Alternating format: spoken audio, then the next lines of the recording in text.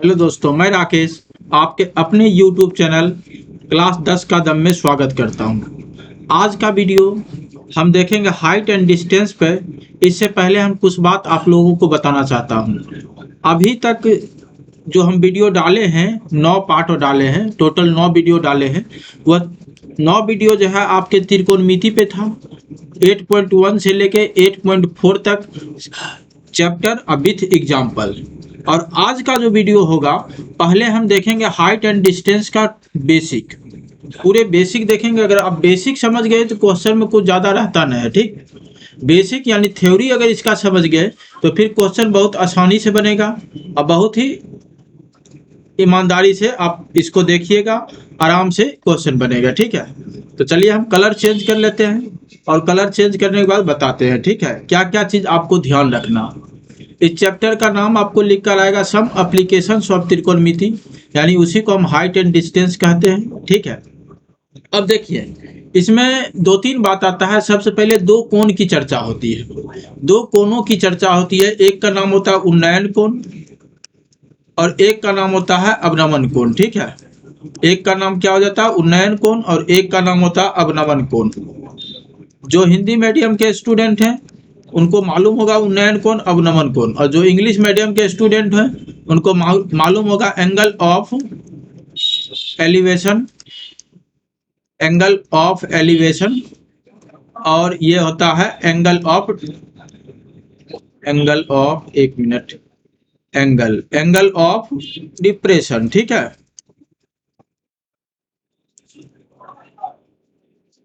Depression. ठीक, अब देखिए एंगल ऑफ एलिवेशन क्या होता है। एंगल ऑफ एलिवेशन क्या होता है उसको समझते हैं।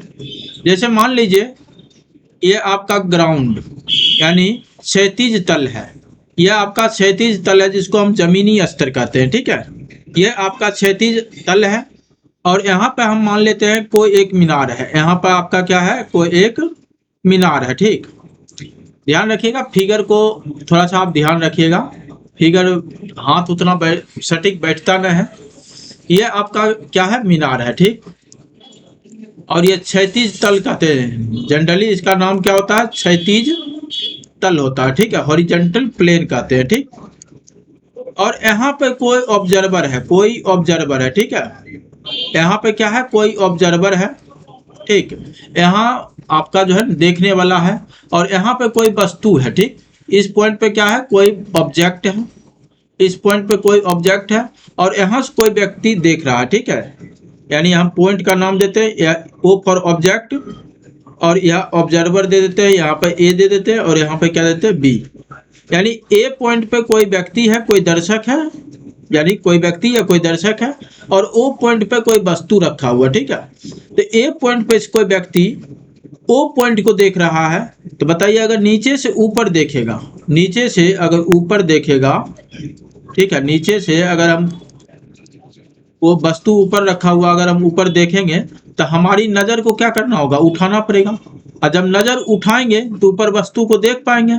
तो इस लाइन को जो है कहते हैं, ये जो है ऑब्जर्वर से लेके और वस्तु को देखने तक की जो लाइन को हम कहते हैं उसको हम दृष्टि रेखा कहते हैं। क्या कहते हैं, दृष्टि रेखा कहते हैं। ठीक है, इसको इंग्लिश में कहा जाता है line of site, line of site कहा जाता है। और इसको हॉरिजॉन्टल प्लेन कहा जाता है, हॉरिजॉन्टल प्लेन कहा जाता है। ठीक, इंग्लिश मीडियम वाला स्टूडेंट भी आराम समझ जाइएगा। तो अब बताइए लाइन ऑफ साइट यानी ऑब्जर्वर किसी वस्तु को ऊपर देख रहा तो उस ऑब्जर्वर के द्वारा देखी गई वस्तु से जो लाइन ड्रॉ होगा जिसको हम लाइन ऑफ साइट कहते हैं, और जो हॉरिजॉन्टल लाइन होगा उसके बीच में एक एंगल बनेगा। उसके बीच में क्या होगा, एक एंगल बनेगा। इसी एंगल को हम कहते हैं उन्नयन कोण। इसी एंगल को हम क्या कहते हैं, उन्नयन कोण कहते हैं। इस एंगल को हम क्या कहेंगे, उन्नयन कोण कहते हैं। ठीक है, इसी एंगल को हम कहते हैं उन्नयन कोण। यानी लाइन ऑफ साइट और हॉरिजॉन्टल प्लेन के बीच में जो एंगल बनता हो उसी को हम क्या कहते हैं, उन्नयन कोण कहते हैं। तो उन्नयन कोण का पहला कंडीशन हो गया, जब वस्तु कहाँ, मतलब देखने जो दर्शक होगा वो कहाँ होगा, नीचे, और वस्तु कहाँ होगा, ऊपर होगा। ठीक है, तो नीचे से अगर हम कोई वस्तु ऊपर देख रहे हैं तो क्या हो जाएगा, उसके बीच हॉरिजॉन्टल लाइन यानी क्षैतिज तल और दृष्टि रेखा के बीच में जो बनेगा कोण, उसको हम उन्नयन कोण कहेंगे, ठीक है। या फिर आप ये भी ध्यान रखें, ऊ फॉर ऊपर, ऊ फॉर क्या होता है ऊपर, और नयन फॉर क्या होता है आंख। जब हम ऊपर आंख उठाते हैं किसी वस्तु को देखने के लिए, तो हमारे बीच में जो एंगल बनेगा उसको हम उन्नयन कोण कहेंगे, ठीक है। एक लाइन ये हो जाएगा। तो उन्नयन कोण आशा है कि आप समझ पाए होंगे। अब चलते हैं अवनमन कोण समझते हैं। अवनमन कोण में क्या होता है, मान लीजिए ये आपका छत है, यह आपका एक बिल्डिंग है, और ये आपका क्षैतिज तल है, ठीक है। इसको हम क्या कहते हैं, क्षैतिज तल कहते हैं, ठीक। ये आपका हो गया क्षैतिज तल। और ये आपका क्या है, मान लिए घर है, 2 मंजिला घर है, ठीक है, यानी बिल्डिंग है, ठीक। ये आपका बिल्डिंग है। अब बिल्डिंग के ऊपर में कोई व्यक्ति खड़ा है, बिल्डिंग के ऊपर में कोई व्यक्ति खड़ा है, और यहाँ पे जो है ना कोई गाड़ी आपका जा रहा है, ठीक है। यहाँ पे क्या है, कोई गाड़ी आपका है, ठीक है। यहाँ पे कोई गाड़ी है, ऊपर में कोई व्यक्ति है, व्यक्ति यहाँ पे हो गया, कोई व्यक्ति है यानी कोई दर्शक है। और ऊपर से हम इस गाड़ी को देख रहे हैं, ऊपर से हम क्या कर रहे हैं, इस गाड़ी को देख रहे हैं, ऊपर से हम इस गाड़ी को देख रहे हैं, ठीक। जब हम ऊपर से कोई वस्तु को देखेंगे, तो मेरे देखने का जो है, देखने का माध्यम क्या होगा, सीधा होगा। मेरे देखने का माध्यम क्या होगा, सीधा होगा। और सीधा मतलब हो गया क्षैतिज तल के समांतर, क्षैतिज तल के क्या हो जाएगा, समांतर, जिसको हम कहते हैं क्षैतिज रेखा। क्या कहते हैं इसको, क्षैतिज रेखा कहेंगे, या इसी को कहा जाता है horizontal line. Horizontal, horizontal line कहते हैं, ठीक है इसको, और इसको हॉरिजॉन्टल प्लेन कहते हैं, ठीक।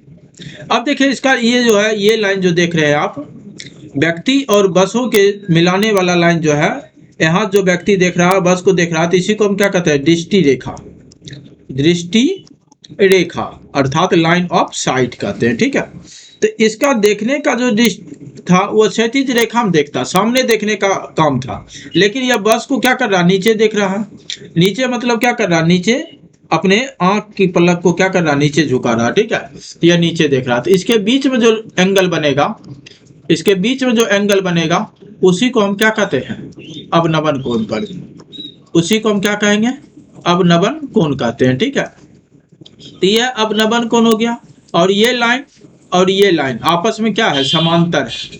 और समांतर है तो ध्यान रखिएगा, अगर दो लाइन समांतर होती है और एक तिर्यक रेखा अगर उसको काटती है, दो लाइन समांतर होती है अगर एक तिर्यक रेखा काटती है, तो इसका जो एकांतर कोण होता है आपस में बराबर होता है। एकांतर कोण क्या होता है, बराबर होता है, ठीक है। तो ये एंगल इस एंगल के क्या हो जाएंगे, बराबर हो जाएंगे, ठीक है। तो ये अवनमन कोण जो है यहाँ आ जाएगा। अगर इसका मान अगर हम बोल दें ये थीटा है, तो ये भी क्या हो जाएगा, आपका थीटा हो जाएगा।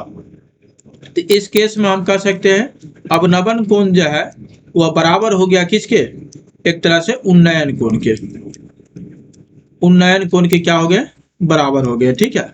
यानी एक तरह से दर्शक यहाँ पर तब नजर आने लगेगा और यहाँ पे आपको क्या हो जाएगा, बस। लेकिन ये ध्यान रखिएगा, अवनमन कोण और बराबर हो गया अब उन्नयन कोण के, इसका एक ही रीजन है, जो मतलब ये क्षैतिज रेखा और क्षैतिज तल क्या है, समांतर है, इसलिए ऐसा हो गया, ठीक है। एकांतर कोण क्या हो जाएगा, बराबर हो जाएगा।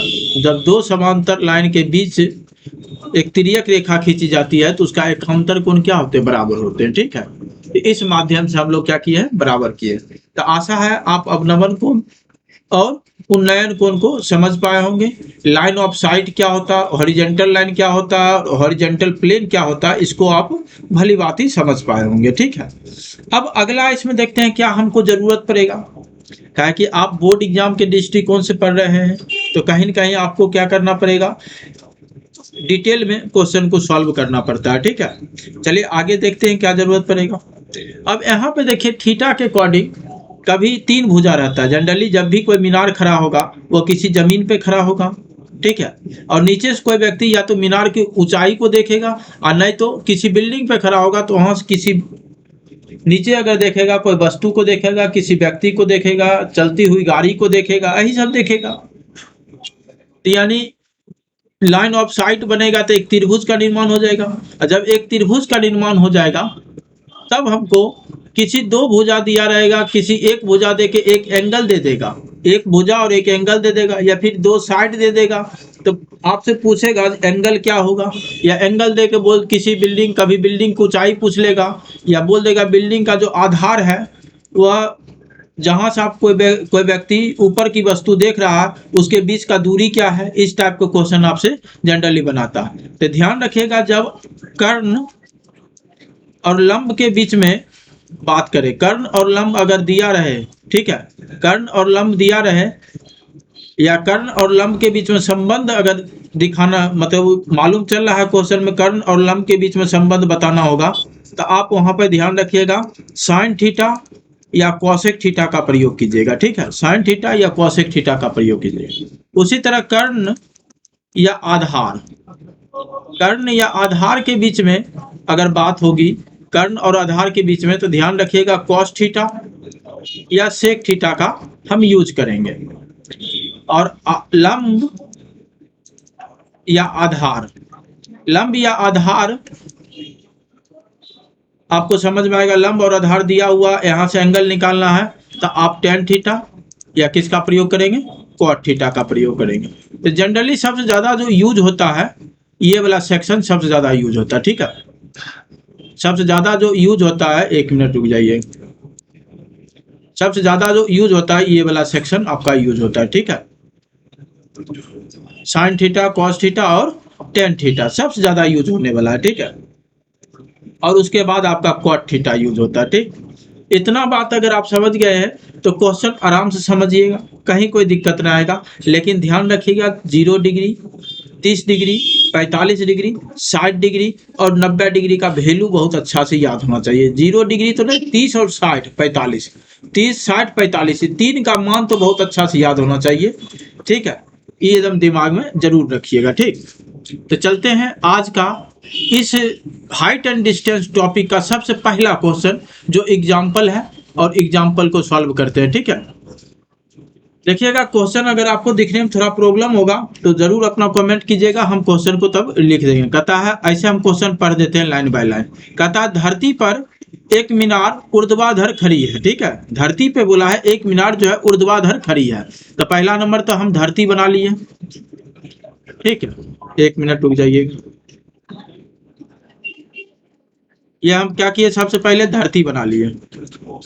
बोला है धरती पर एक मीनार जो है, यहाँ हम एक मीनार बना लिए, ऊर्ध्वाधर खड़ी है, तो इसका मतलब 90 डिग्री के साथ खड़ी है। कहता है धरती के एक बिंदु से जो मीनार के पाद बिंदु से, पाद बिंदु किसको कहते हैं, इस पॉइंट को कहते हैं। यह मीनार के आधार को ही पाद बिंदु कहा जाता है। मीनार के आधार को ही हम क्या कहते हैं, पाद बिंदु कहते हैं, यानी फुट पॉइंट। ठीक है, तो वही बोला धरती के एक बिंदु से, मान लीजिए धरती का यह बिंदु है, पी नाम रख देते हैं, जो मीनार के पाद बिंदु से 15 मीटर दूर है, यानी इस पॉइंट से यहाँ तक का जो दूरी है वह बोला है 15 मीटर की दूरी है, यहाँ क्यू नाम रख देते हैं। मीनार के यहाँ क्या वो मिटा हुआ है, मीनार के उन्नयन कोण 60 डिग्री, यानी इस मीनार का जो है ऊंचाई, मीनार के जो है ऊंचाई का उन्नयन कोण कितना डिग्री हो जाएगा, 60 डिग्री। ठीक, ये वाला पॉइंट, ये क्या हो गया आपका 60 डिग्री हो गया। ठीक, तो बोला है मीनार की ऊंचाई ज्ञात करें। मीनार के क्या निकालना है, ऊंचाई ज्ञात करना है। तो मीनार की ऊंचाई ये मान लेते हैं पी क्यू आर। तो यहाँ पे क्या कीजिएगा, मान लीजिए, माना कि क्यू आर मीनार की ऊंचाई है। क्यू आर क्या है, मीनार की ऊंचाई है, जिसके बराबर हम क्या मान लिए, एच मान लिए। ठीक है, तब आपको ऊंचाई सिंपल बात है निकालना है। एक साइड दिया हुआ है और एक एंगल दे दिया, हम बोले थे एक एंगल और एक साइड दे देगा तो दूसरा साइड आपसे पूछेगा। तो बताइए, ये आपकी ऊंचाई हो गया और ये आपका आधार हो जाएगा। अगर ये एंगल है तो एंगल के सामने का भुजा क्या होता है, लंब होता है। एंगल के सामने का भुजा क्या होता है, लंब होता है। और 90 डिग्री के सामने का भुजा क्या होता है, कर्ण होता है। ये आपका कर्ण हो गया, टी आर जो है कर्ण हो गया। तो कर्ण से हमको यहाँ कोई मतलब नहीं है, ये लंब हो गया और ये आधार हो गया। तो लंब और आधार में किसका हम फॉर्मूला यूज करेंगे, टेन का। सिंपल बात है, टेन का। तो चलेंगे त्रिभुज, त्रिभुज क्या ले लेंगे, पी क्यू आर में, त्रिभुज पी क्यू आर में, त्रिभुज पी क्यू आर में अगर हम टेन 60 डिग्री का प्रयोग करें तो tan 60 डिग्री बराबर क्या हो जाएगा, क्यू आर बटे पी क्यू, है ना। तो tan 60 डिग्री क्या होता है मान, √3। tan 60 डिग्री का मान क्या होता है, √3। और क्यू आर देखिए क्या है, एच। अब पी क्यू क्या है, 15। तो बताइए एच बराबर क्या हो जाएगा, 15√3 सेंटीमीटर। 15 क्या हो गया, 3 सेंटीमीटर हो गया, ठीक है। यह आपका आ गया 15√3 सेंटीमीटर ऊंचाई, अर्थात मीनार की ऊंचाई कितना आ गया, 15√3 सेंटीमीटर। तो अब चलते हैं क्वेश्चन नंबर 2 पर। एग्जाम्पल ही है ये सारा, देख लीजिए यहाँ उदाहरण लिखा हुआ था, उदाहरण नंबर 1 है, ठीक है। चलिए ये क्वेश्चन देखिए, ये क्वेश्चन आपका एग्जाम्पल नंबर 2 है, एकदम साफ साफ नजर आ रहा होगा। तो इसको देखिए फिगर में ही बहुत बात देखेंगे हम लोग, फिगर में ही समझने की कोशिश करेंगे भी, ठीक है। कहता एक बिजली मिस्त्री को एक 5 मीटर ऊंचे खंभे पर आ गई खराबी की मरम्मत करनी है। यानी एक बिजली मिस्त्री है और बिजली के खंभा जो है 5 मीटर का है, यानी ए से डी तक की जो दूरी है, ए से डी तक की जो दूरी है, ध्यान रखना, ए से डी तक की जो दूरी है वह 5 मीटर है, यह बिजली का खंभा है, ठीक है। अब क्वेश्चन बोला मरम्मत का काम करने के लिए उसे खंभे के शिखर से 1.3 मीटर नीचे रहना होगा, यानी इस पॉइंट पर तक, इस पॉइंट तक क्या है, मिस्त्री है और खंभा इस पॉइंट तक है, ठीक है। तो यानी ए से बी तक की जो दूरी है 1.3 मीटर है, ठीक। यानी मिस्त्री यहाँ है जो कि खंभा से बोला है 1.3 मीटर नीचे है, ठीक है। तो यहाँ तक पहुँचने के लिए प्रयुक्त सीढ़ी की लंबाई कितनी होनी चाहिए, अर्थात ये सीढ़ी की लंबाई पूछा, इस सीढ़ी का लंबाई, ठीक है। अब बोला है आगे 37 से 60 डिग्री के कोण से झुकने पर वह अपेक्षित स्थिति तक पहुंच जाएगी। ये एंगल आपको बोल दिया है 60 डिग्री है, यानी एंगल यानी थीटा कितना बोल दिया है, 60 डिग्री है, ठीक। तो बोला है खंभे का पाद बिंदु से कितनी दूरी पर सीढ़ी के पाद बिंदु होनी चाहिए। ये खंभा का पाद बिंदु हो गया और यह सीढ़ी का पाद बिंदु हो गया, इसके बीच की दूरी निकालना है, इसके बीच का क्या निकालना है, दूरी निकालना है, ठीक है। खंभा और सीढ़ी के बीच की दूरी क्या है, सीडी है। खंभा और सीढ़ी के बीच की दूरी क्या है, सीडी है, ठीक है। और ये tan 60 डिग्री है।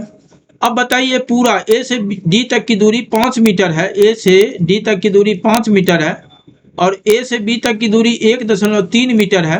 तो क्या हम बोल सकते हैं बी से डी तक की दूरी जो होगा 5 माइनस 1.3 मीटर होगा, और 5 में 1.3 घटेगा तो 3.7 मीटर होगा। तो बताइए यहाँ पर हम लिख के बता देते हैं आपको, बी से डी तक की दूरी, अगर हम ए से डी तक की दूरी में बी से डी तक की दूरी घटा देंगे 5 माइनस 1.3 मीटर, तो बताइए 3 पॉइंट कितना आ जाएगा, 7 मीटर आ जाएगा। तो अब बताइए ये आपका 60 डिग्री के सामने है और ये 60 डिग्री के संलग्न भुजा है, इसको हम आधार कहेंगे और इसको हम क्या कहेंगे, लंब कहेंगे। तो बताइए हमको पूछा है ये आधार, आधार मतलब खंभा के पाद बिंदु से सीढ़ी के पाद बिंदु तक की दूरी पूछा है, ठीक है, यानी सीडी का मान निकालना है। चलिए त्रिभुज किस में, बी डी सी में, बी डी सी में। तो बी डी सी में देखेंगे हम लोग tan 60 डिग्री, tan 60 डिग्री बराबर हो जाएगा बी डी बटे सी डी, और tan 60 डिग्री होता है √3 और बी डी का मान दिया हुआ 3.7 मीटर और सी डी का मान नहीं मालूम है, तो सी डी रहने देते हैं। तो बताइए यहाँ से सी डी का वैल्यू निकल जाएगा कितना, 3.7 मीटर बटा √3। अब √3 को गुना और भाग √3 से हम कर दिए, तो ये हो गया 3.7 मीटर गुना √3 अब बटा कितना 3। ये आपका हो गया फाइनल आंसर। सी डी बराबर क्या हो गया 3.7 √3 अब बाय 3, इतना मीटर क्या हो जाएगा। तो बिजली के खंभे के पाद बिंदु से सीढ़ी के पाद बिंदु तक की दूरी। क्लियर, क्वेश्चन नंबर 2 आप समझ गए होंगे। चलिए अब क्वेश्चन नंबर 3 पे चलते हैं, यानी एग्जाम्पल 2 आपका क्लियर है, एग्जाम्पल 3 पे चलते हैं। एग्जाम्पल 3 बोला है 1.5 मीटर लंबा एक प्रेक्षक ऑब्जर्वर यानी देखने वाला दर्शक एक चिमनी से 28.5 मीटर की दूरी पर है। चलिए सबसे पहले हम क्या करेंगे, एक लाइन ड्रॉ करते हैं। चिमनी भी आपका जमीन पे होगा और व्यक्ति भी आपका जमीन पे होगा, ठीक है। चलिए यहाँ ये चिमनी है और यहाँ पे हम एक व्यक्ति को ले लेते हैं। यह व्यक्ति है, ठीक। यह आपका व्यक्ति है, ठीक। चलिए, एक व्यक्ति यानी पर्यवेक्षक जो है, प्रेक्षक जो है 1.5 मीटर का, तो यहाँ पे 1.5 मीटर ले लिए, 1.5 मीटर ले लिए। और कहता 28.5 मीटर की दूरी पर है। यह जो है चिमनी से 28.5 मीटर की क्या है, दूरी पर है। 28.5 मीटर की दूरी पर है। यह भी दूरी 28.5 मीटर का ही होगा। अब आगे बोला उसकी आंखों से, यानी इसके आंख यहाँ होगा, आंखों से चिमनी का शिखर, चिमनी का शिखर यहाँ है, इसके बीच आंखों से चिमनी का जो है क्या है, शिखर का उन्नयन कोण कितना डिग्री है, 45 डिग्री है, ठीक। तो कहता है चिमनी की ऊंचाई ज्ञात करें। ध्यान रखना, चिमनी की ऊंचाई जो है ए से कहाँ तक है, बी तक है, और ये पॉइंट का नाम ले लिए पी, ठीक। अब यहाँ से देख रहा है और लाइन ऑफ साइट ये होना चाहिए, और यहाँ से ऊपर देख रहा है, ठीक है, ये सामने देख रहा है।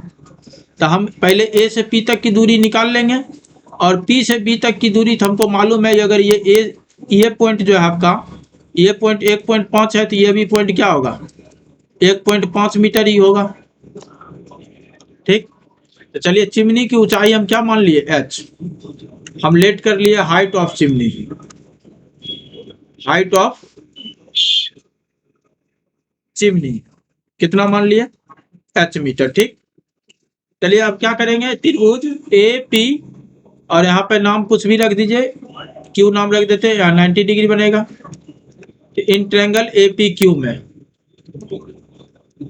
ए पी क्यू में, ठीक है। तो हम क्या करेंगे, tan 45 ले लेते हैं। tan 45 बराबर क्या हो जाएगा, A P by P Q. tan 45 का मान क्या होता है, एक, ए पी का मान एच दिया हुआ, पी क्यू का मान 28.5 दिया हुआ। तो बताइए एच का वैल्यू कितना निकल जाएगा, 28.5 मीटर। और 28.5 मीटर निकला ए से पी तक की दूरी, और हमको पूछा है चिमनी का हाइट। तो चिमनी का हाइट, सॉरी, चिमनी का हाइट हम एच लिए, गलत है, ठीक है। चिमनी का हाइट क्या हो जाएगा, ए बी हो जाएगा। चिमनी का हाइट क्या हो जाएगा, ए बी हो जाएगा। ये ए से पी तक की दूरी, एच, एच यहाँ हटा ही दीजिए, ए से पी तक की यहाँ ए पी ही लिख लीजिए, ठीक। ये हो जाएगा आपका ए पी। ए पी बराबर कितना आ गया, 28.5।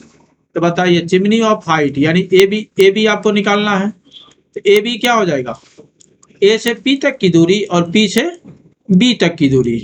तो ए से पी तक की दूरी देखिए कितना निकाले, 28.5। अब पी से बी तक की दूरी कितना निकाले, 1.5। तो ये जोड़ेंगे तो कितना आएगा, 30 मीटर। तो ये आपका आ जाएगा चिमनी का हाइट। ये एक्चुअल हो गया चिमनी का हाइट, ठीक है। यहाँ पे एच हम हटा दिए, ध्यान रखिएगा, ठीक। चलते हैं क्वेश्चन नंबर 4 पे। क्वेश्चन नंबर 4 बोला है, भूमि के एक बिंदु पी से, भूमि के एक बिंदु पी से 10 मीटर ऊंचे भवन के शिखर का उन्नयन कोण जो है 30 डिग्री है। तो भवन के शिखर पर एक ध्वज को लहराया गया है, और पीछे ध्वज के शिखर का उन्नयन कोण, पीछे ध्वज के शिखर का उन्नयन कोण बोला है 45 डिग्री है, ठीक है। तो ध्वज दंड की लंबाई और बिंदु पी से भवन की दूरी ज्ञात करना है, ठीक है। चलिए देखते हैं। सबसे पहले कहता भूमि के एक बिंदु पी से, ठीक है, 10 मीटर ऊंचे भवन के शिखर पे, ठीक। तो पहला नंबर तो हम एक जमीन को ड्रॉ कर लेते हैं, कर लिए। अब यहाँ पे आपको बोला है 10 मीटर ऊंचा भवन है। भवन कितना मीटर है, 10 मीटर। तो ये आपका हो गया भवन, ठीक है। अब इस पॉइंट से बोला है 10 मीटर ऊंचे भवन के शिखर का उन्नयन कोण। भवन का शिखर जो है इस पॉइंट से कितना डिग्री बोला है, 30 डिग्री है, ठीक। ये आपका आ गया 30 डिग्री। अब बोला है भवन के शिखर पे एक ध्वज को फहराया गया। तो भवन के शिखर पे, ये हो गया भवन का शिखर, और इस पे एक ध्वज को क्या किया गया है, फहराया गया, ठीक है। और कहता है, एक मिनट यहाँ कलर थोड़ा चेंज कर देते हैं, ठीक है। ये आपका ध्वज है, और कहता है पी से ध्वज के शिखर का उन्नयन करो, ये पी पॉइंट है, और यहाँ से बोला है आपको ध्वज के शिखर, ध्वज के शिखर ठीक का उन्नयन कोण कितना डिग्री बोला, 45 डिग्री। ये आपका एंगल हो गया 45 डिग्री, ठीक है, ये हो गया 45 डिग्री। तो कहता ध्वज दंड की लंबाई और बिंदु पी से भवन की दूरी, ध्वज दंड की लंबाई यानी ये दूरी, ये लंबाई आपसे पूछा है, और भवन से ये दूरी आपसे पूछा है। यहाँ नाम ए रख लेते हैं, यहाँ नाम बी रख लेते हैं, और यहाँ सी रख लेते हैं, ठीक है। और कुछ बतलाया है नहीं बताया, बोला है √3 का मान 1.732 ले सकते हैं, ठीक है। चलिए सबसे पहले हम प्रयोग करेंगे त्रिभुज PAB में, ठीक है। भवन की ऊंचाई दिया हुआ और इसके बीच का एंगल भी 30 डिग्री दिया हुआ है, तो हमको AP आसानी से निकल जाएगा। AP यानी ये आधार हो जाएगा और ये क्या हो जाएगा, लंब हो जाएगा, ठीक है। तो त्रिभुज PAB में यानी इन ट्रायंगल PAB में, तो बताइए हम क्या करेंगे, tan 30 डिग्री लेंगे। tan 30 डिग्री बराबर हो जाएगा AB बटे PAP, यही ना।